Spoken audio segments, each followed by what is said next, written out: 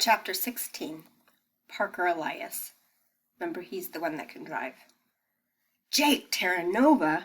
Everybody knows Jumpin' Jake Terranova, who will jump through hoops to get you a great deal on a new or used vehicle. The billboards are all over town. Although to me, Terranova Motors looks more like Aeromavement Rotors. Remember, he gets his letters mixed up. Anyway, there's no mistaking the face. This guy's famous. What's he doing in room 117?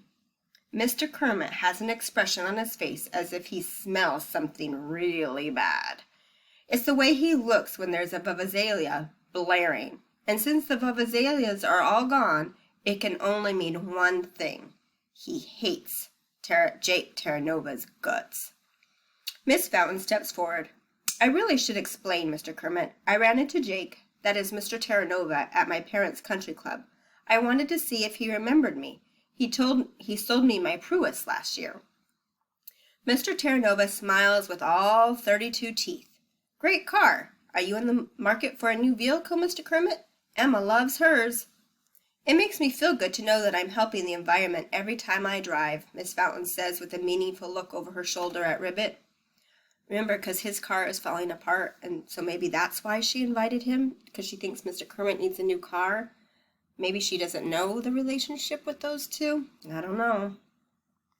Our teacher's eyes got so narrow that they were barely slits. Anyway, Miss Fountain goes on, we got to talking, and your name came up, Mr. Kermit. I told him about the story in the Telegraph. The car dealer cuts her off. This should come from me. He turns to Mr. Kermit. I read the article about the vuvuzelas. They mentioned something from the past, something I was involved in. Our teacher had his teeth clenched until his lips have practically disappeared. Mr. Terranova used to be one of my students, he explains, his speech clipped some years back. That's not enough. They should hear the whole truth. He addresses us. So now he's talking to the class. You might have heard about the cheating scandal. Well, Mr. Kermit had nothing to do with it. It was me. I can't believe the newspaper dredged up that old story.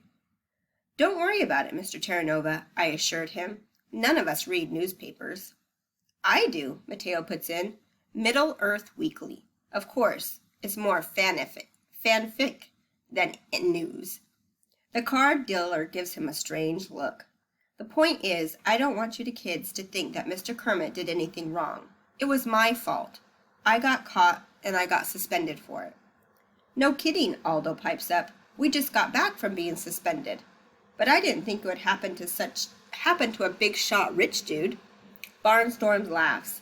He wasn't a big shot when he got suspended, dummy. He was a kid like us. Aldo and Barnstorm wheel around in their seats, turning belligerent expressions on each other. But Mr. Terranova quickly steps between them. Guys, I was in middle school once, too. If you want to throw your hands, there's nothing I can do to stop it. But not here and not now. What does he mean by throw your hands? Aldo and Barnstorm back down. The car dealer faces Mr. Kermit again. So I came here to apologize. What should have been done years ago. And if there's anything I can do to ever help you out, with the class, all you have to do is say the word. Thanks for your generous offer, our teacher says stiffly, but that won't be necessary. Of course we want your help, Miss Fountain exclaims, and it's pretty obvious that this was her plan all along. Mr. Kermit's sour expression gets worse. I'm sure Mr. Terranova wouldn't appreciate it if you and I went to his lot and tried to sell his cars, and he would be just as unsuccessful trying to teach our students. Be reasonable, she pleads. He's built a business. He could give a math unit on earnings versus expenses, or how to amortize a loan. He could let us tour his repair shop and maybe teach us about basic auto mechanics. He could let me take out a Dodge Viper for a drive test, I said. I have a license. Mr. Terranova doesn't answer. He's beaming at Miss Fountain, and at that moment he looks exactly like his picture on the billboards, without the flaming hoops, obviously. It's a date, he says, and Miss Fountain's cheeks get all red, even though it really isn't hot in the classroom. Well, maybe, Mr. Kermit concedes, if the curriculum allows. We don't have a curriculum, Mateo points out. We just get worksheets while you do crossword puzzles. That costs him a puffy tail.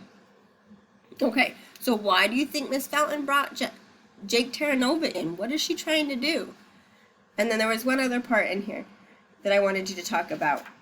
It said, okay, so Aldo and Barnstorm wheel around in their seats, turning belligerent expressions on each other. But Mr. Terranova quickly steps between them. Guys, I was in middle school once too. If you want to throw hands, there's nothing I can do to stop it. So I want you to kind of talk about that. What do you think that whole thing means? So two things this time. What do you think Miss Terranova or Miss Fountain is up to? And what do you think that means by belligerent expressions and then throw hands? What do you think that means?